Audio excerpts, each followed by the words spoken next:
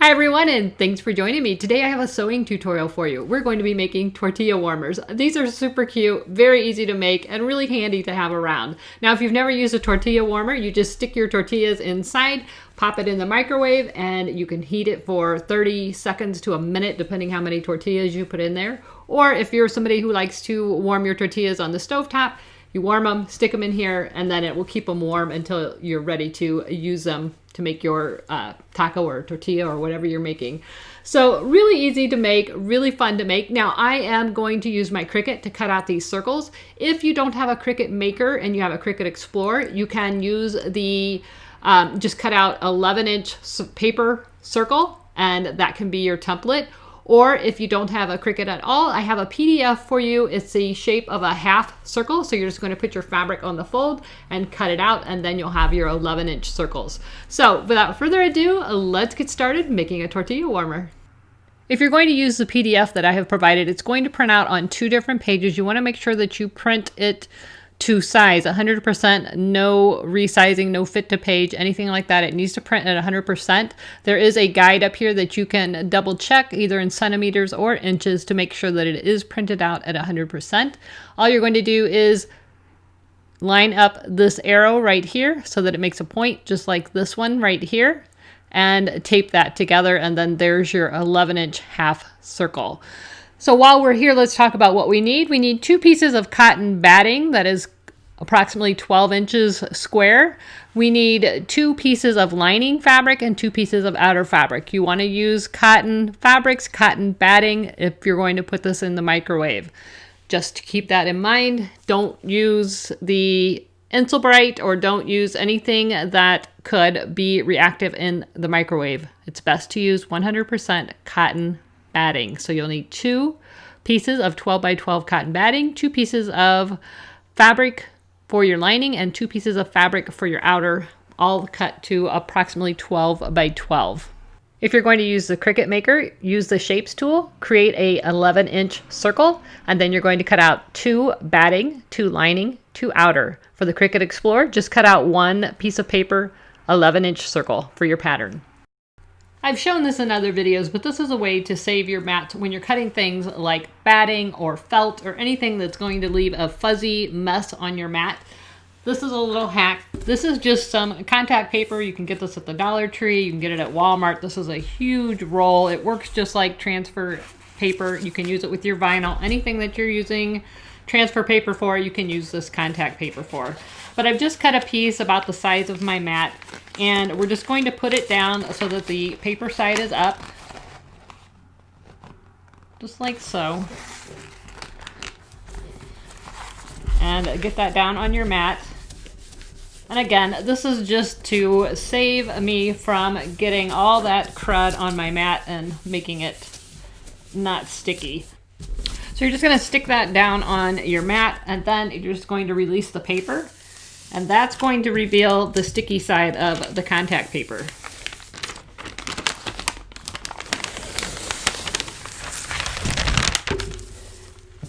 And now we can apply our material that we're going to cut on the Cricut to the contact paper. And when it's done, you can use this for several cuts. But once it gets to where it's not sticky anymore, you can just take this off and start over. And that way you're not ruining your mat with the fuzziness of the batting or felt or whatever you're cutting. Now it will often cut right through this transfer paper or the contact paper. It'll cut through it, but you just peel it off the mat and you're good to go. So that's a little hack for cutting fuzzy material. So you're going to go ahead and cut 2 pieces of your batting. You're going to cut 4 pieces of fabric. So you're going to have 2 for the outer, 2 for the lining. You can make them all the same. You can make them all different, whatever you want. This was just my test one. I used 4 different scraps from my bin. So on this one, I'm going to do 2 the same for the outer and 2 the same for the lining, but you can do it however you want. So go ahead and cut 4 11-inch circles of fabric and 2 11-inch circles of batting. So I just wanted to show you, this is the mat that I used to cut those out. I could use this over and over and over, and I can just seriously just pull this off and my mat is as good as it was before. So that's how that works. And I just wanted to show you how nicely the Cricut does cut out these circles. They're all perfectly sized and exactly the way we need them.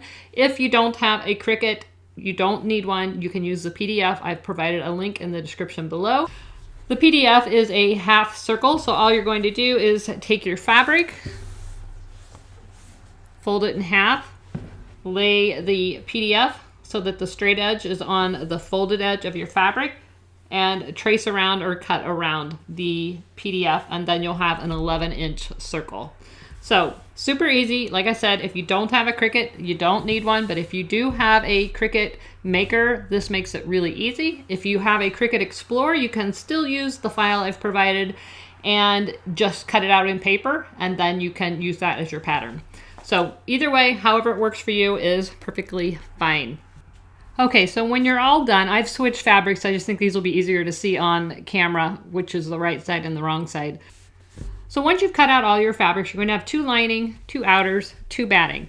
I want you to take your 2 outer fabrics and line them up, and then fold them in half, take them over to the iron and give it a press so that you establish a nice crease right down the center of your fabrics.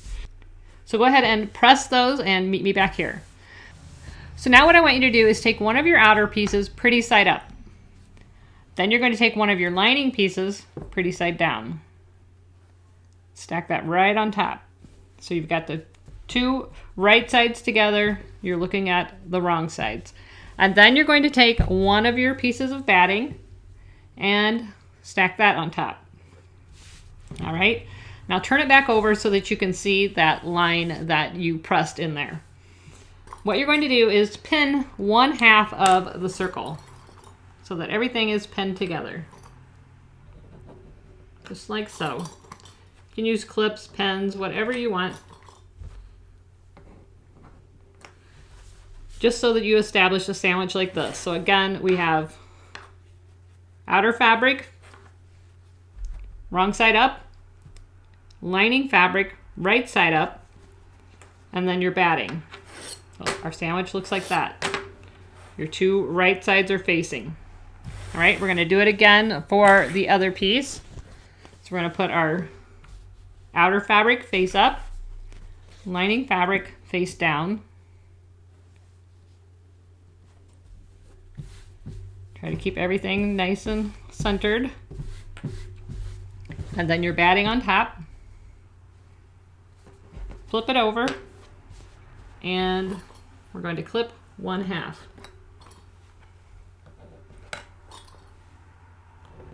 And again, if you don't have clips, use pens, whatever works. All right, so when you're done, you should have 2 pieces that look something like this. What you're going to do is take it over to the sewing machine using a 1/4 to 1/2 inch seam allowance. It's up to you, but whatever seam allowance you use, try to be consistent. I like to just use the edge of the presser foot on the edge of the fabric for my seam allowance. But whatever works for you or whatever you're comfortable with, since you're sewing on a curve, I want you to be comfortable. You're just going to stitch, back stitch at the beginning, stitch halfway around to the other line, and back stitch. Same thing on this one. So this half will not have any sewing on it. You're just going to back stitch, sew around, back stitch, sew around, back stitch. Get that done and meet me back here. All right, once you have that done, you should have a seam right around the edge. Depending on your seam allowance, you may have excess. If you do have excess, you want to go in and you want to cut notches like a V in that seam allowance, just like that. Just periodically around your seam allowance, or another option is to use some pinking shears. Just make sure you don't clip into your stitches, and that's just going to give our rounded curve a little room, that fabric and the seam allowance a little room to move when we turn this right side out. But again, just make sure that you're not cutting into your stitches and that you just give it a little bit of wiggle room to spread that fabric out when we turn it right side out. So go ahead and trim both pieces or to cut your notches. Okay, once you have that done, this is where I have cut mine down all the way around. And again, if you're doing just cutting notches, you only need them every inch or so. around. That's just going to make the next step look a little nicer. So now we're going to open up our sandwich and we're going to reach in between the outer and the lining fabric, and we're going to turn this right side out. Just like so. You want to use a bone folder or the edge of a pen with a cap on it or something like that, just to reach in there and really press that seam out, round it out, just like so. And then line everything back up. I would recommend taking it over to the iron and giving it a press. And just kind of use your fingers and roll that seam out so that the seam is right on the edge. And that'll just make it look nice and round.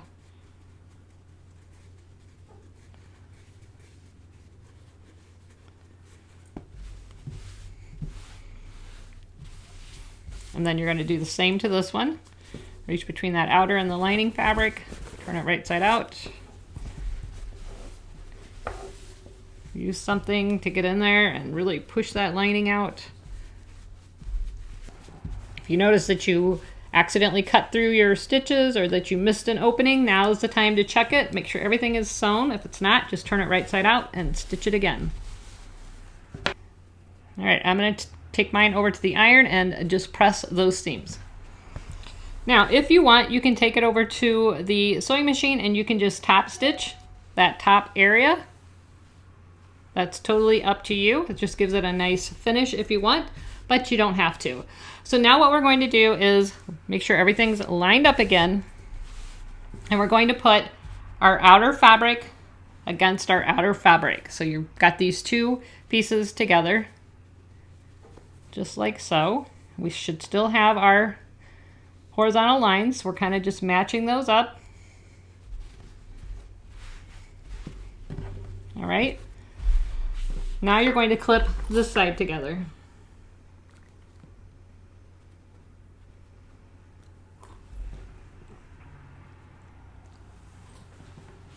And this time you're going through all these layers of fabric, so you want to make sure that it's lined up so that you're catching everything.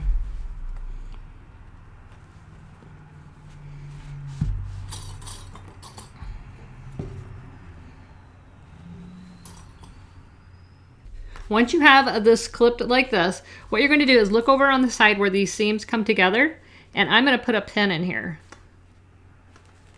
Just slightly above, maybe a 1/4 of an inch above where I was. And on this side, here's where the seams stop. I'm going to go about a 1/4 inch above.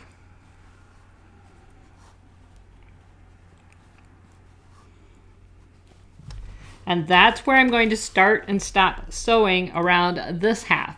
Now, you want to try to keep that same circle going. So your seam allowance might be a little bit bigger on this side, but I'm going to start about right there and keep even with the edge of this fabric and just continue that same seam allowance all the way around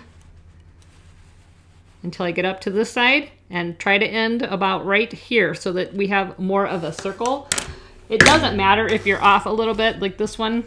You can see a little bit where mine came together.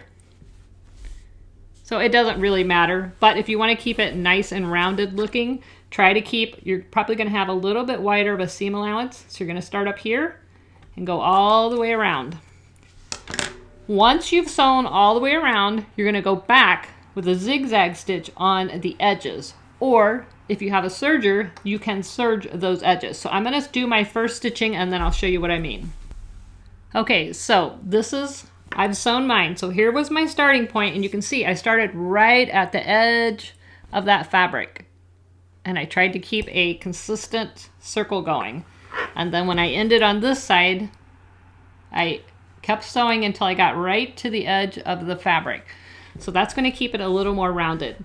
So now what I need to do is either serge the edge, this raw edge here, or go back to the sewing machine, put my sewing machine on a zigzag, and zigzag that seam allowance. That's going to keep that from fraying.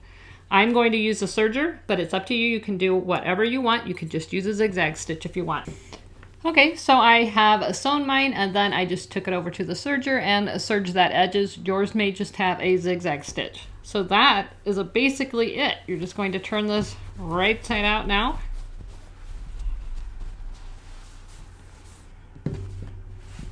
Give it a nice press, and there's your tortilla warmer. Perfect. I hope you enjoyed this video. If you did, please like, subscribe, and share. Click that bell so that you're notified every time there is a new video. Thanks so much for watching. Never stop making. See ya. Bye-bye.